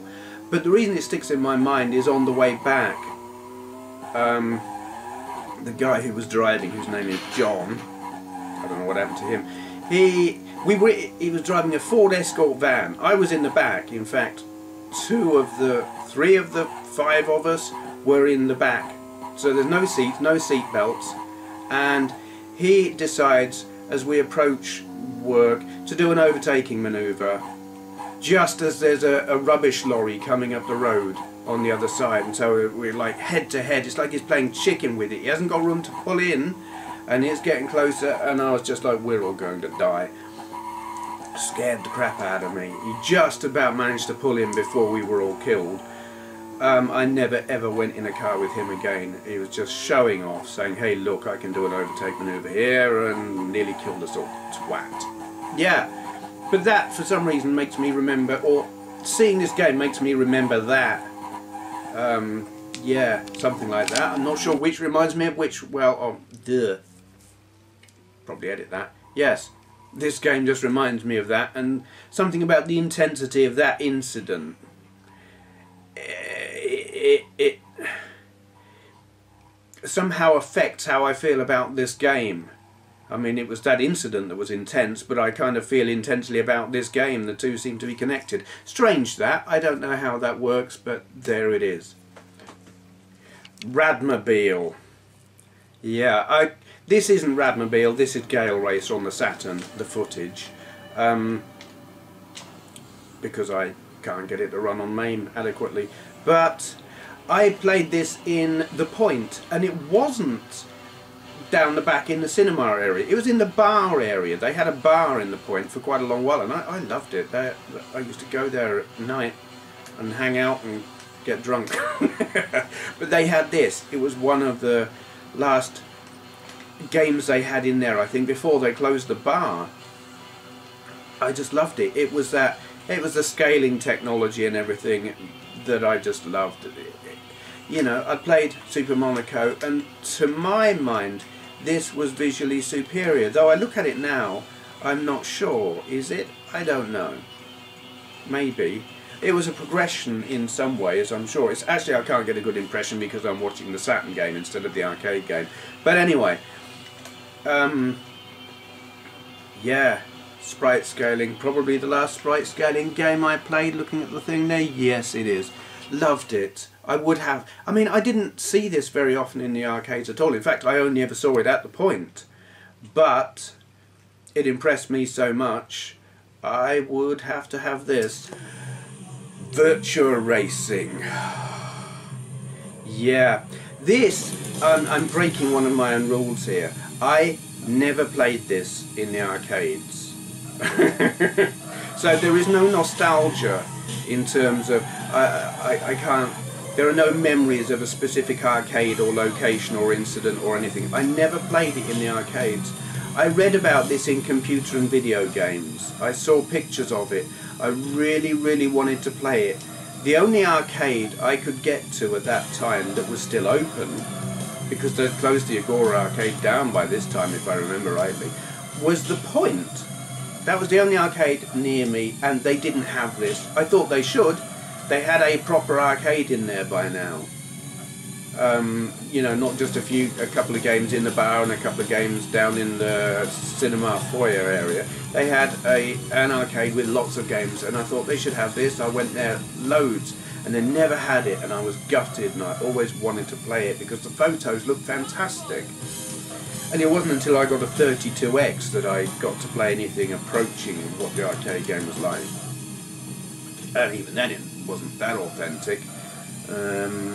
Got nearer with the PS2 version many years later, and it was ages before you could play it on MAME. This is playing on MAME. Love it. It is slightly different to how it plays on the PS2. Some people say the handling on the PS2 version is off. I'm not sure. I don't really know, but I know this plays brilliantly, and I love it. And even though I don't have any actual arcade memories of it, I would have to have this in my dream arcade because polygons, or yeah, flat shaded polygons, racing game, the visual style is, I love it. I absolutely love it. It's like retro futurism, I think. Yeah, I mean it is retro, it's old school, there's no texture mapping on that, but somehow in my mind that makes it look more futuristic. Go figure. Ridge Racer.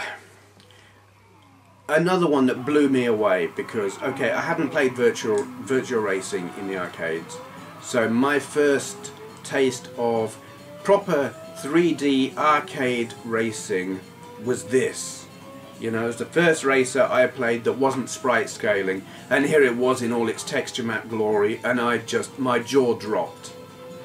You know, the last racing game I played before this was Radmobile, And then there was this, and I was like, how is this possible?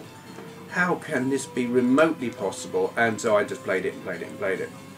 They had Daytona USA in there at more or less the same time, and I didn't want to play that. I think it was because it was being played by groups of people. It looked like something you had to play with friends. If you didn't have a friend to play it with, you were a sad, lonely git. I had a girlfriend, but she did she not want to play it? I don't know. I can't remember. She played this with me, which obviously you couldn't play head to head. This is the PS1 version, because I can't make this. Does it even run on MAME? If it does, I haven't managed to get it going. Anyway, so PS1 version you're seeing here, it is near enough. You know, it gives you a rough idea. Resolution isn't as good, texture maps are not as detailed, not as much colour depth, blah blah blah. Doesn't matter. It's Ridge Racer. You know what you're looking at. So yeah. It had been a long while since I've been consistently impressed by technological progress with arcade games. I mean, Radmobile made me go, wow. But this was like the next big leap to my mind. But also by this time, I said earlier, the arcades were kind of getting more sterile. They were changing. There were fewer games coming out. And it seems to me that by this time, Ridge Racer and the games that came out around this time were like, this was coming towards the end of the reign of arcades. You know, PS1 and Saturn were on their way, and once you got one of them, you didn't really need to go to the arcades. You could get a half decent approximation of what was in the arcades, so why would you travel to an arcade? I didn't know it at the time as I played it in the arcade. I was just like, wow, this is incredible. Yeah. You know, I had a Mega Drive at that time, and there was not going to be anything that could touch this for ages at home. I thought I was wrong, and I was gobsmacked when it happened. And you know, just a couple of years later, I was playing this at home. Wow. Sega Rally. What year was this? 94. Yeah. It's like I said, the number of games that were coming out, they seemed to be fewer. In fact, they were becoming few and far between, you know, there being something new that was worth playing in an arcade. So I'd played Ridge Racer and I loved it. Daytona was out there and I wasn't really interested. And then this came out. Oh boy. Yeah, I loved this. This was great. And I don't know what it was about it. And the funny thing about this is you will still find it in arcades, even now. I took a trip with Andrea to where the bloody hell? Stafford. We went to Stafford a couple of weeks ago to buy a new oven door. I was driving. That's the first time I've driven any distance at all. 70 miles. Wow. First time I've driven on the motorway as well. So halfway there or something, and I can't even remember which motorway it was, I pulled us into a service station because I wanted to go to the loo, as you do. And they had this.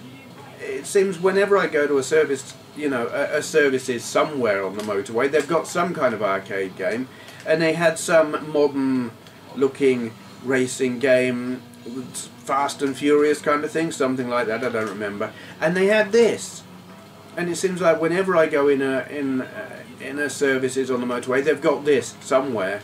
It seems to be one of the longest, most enduring racing games going, and that you can still find them working is not only testament to how good the hardware must be and how reliable, or how good their maintenance engineers are.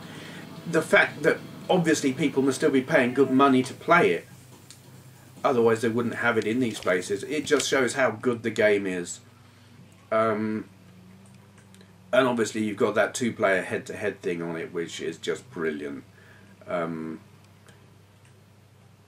It makes a brilliant game, twice as brilliant because you can race your other half with it. And that's always fun.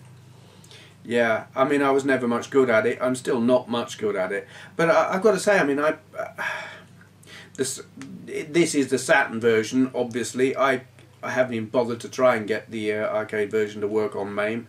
Does it work? I don't know. I ain't tried. The final game in my list of games that I would have in my dream arcade. Manx TT Superbike.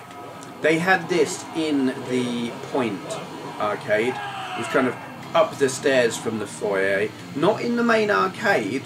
It was kind of off to the left of that. It was like the cabinet was so damn big because it had 2 sit-down motorbikes and a massive great big screen. It was huge. And was there hydraulic movement on the bikes? I don't quite remember, but you definitely had to tip the whole bike. And it was a far more elaborate setup than, say, Super Hang-On. I loved it. I didn't play it very often because I was embarrassed at how bad I was. But this was the last arcade game that I was ever interested in playing. Yeah, I never saw anything that came out after this that I wanted to play, because it had reached a point where we had our PS1s and our Saturns and whatever else at home. We could play good racing games, high quality games at home. Why would we go to an arcade? And this was the last one that I ever saw that made me go, wow, must play that. And that's really kind of sad. I mean, there have been a lot of arcade games that have been out since then that were brilliant. I mean, Outrun 2, Outrun Coast to Coast, whatever you want to call it. But I've never played that in the arcade. It is a fantastic game. But why would I play it in the arcade? I've got it on my PS3. You could play it on the PS2 before, on the Xbox. And was it on the PS2? I don't know. It was certainly on the Xbox. Why would you go to an arcade to play it? So for me, this was it. The arcades died with Manx TT. For me, I never went to one again. Certainly not with the intention of, like, I didn't go out to go to an arcade. Once or twice I have found myself in an arcade, like retro arcades at the seaside on holiday. You know, if there's an arcade, I'll look in there, but sadly, mostly it's all gambling machines now, and it's funny, it's kind of gone full circle, because my very, very first experience of arcades as a kid was at the fairground and on holiday at the Isle of Wight, and it was all slot machines. It was one-arm bandit, big red machine, 3 reels with fruits and bars and whatever you like on them, and you put your 2p in and you pulled your lever and the wheels went round and you either won something or you didn't. And I loved that for a while, and then video games came out and it all changed. And now it's all changed back again. You go in an arcade now and you're hard pressed to find a video game because it's all gambling machines. You know, you've got the things with the reels, and then you've got the coin pushers with the moving shelves that push the coins off, and you've got the cranes that grab the toys and stuff. And it's sad because while I would still be tempted to put a 2p into a old 100-year-old one-arm bandit, I don't want to play any of this other stuff. But there it is. This would be the final game in my dream arcade. It, for me, marked the end of an era, and I'm kind of sad about that, but it was kind of inevitable because home systems just got that good. They rendered arcades pointless. Shame. But, I mean, by the time this was out, arcades for me were not what they had been, and they hadn't been for a long time. It was that first generation of, from Space Invaders through to what? Bomb Jack, I guess, thereabouts. And after that it all went downhill. Started off as a gradual decline and then just yeah, damn shame. I would say if I ever win the lottery, but I don't do the lottery, if I came into a massive amount of money, these 49 games, I was trying for 50, but I just there isn't a 50th game that I would include. There's the thing, there are lots and lots of games that I have not included here that are classic, very highly regarded games, but I didn't play them. And if I did, I didn't like them. They don't mean anything to me. These are the 49 games that mean the most to me that I would have in my dream arcade. There you go. That is one hell of a long, vastly too long video. I'm probably going to have a nightmare editing it all together and rendering it and getting it ready. I'm speaking this on Thursday evening. Whether or not I can even have it rendered by Friday, I don't know. If you've watched all of this, thank you. Well done. Because I'm... it being different to anything I've tried doing before, it's probably really bloody boring. But anyway, thank you for watching.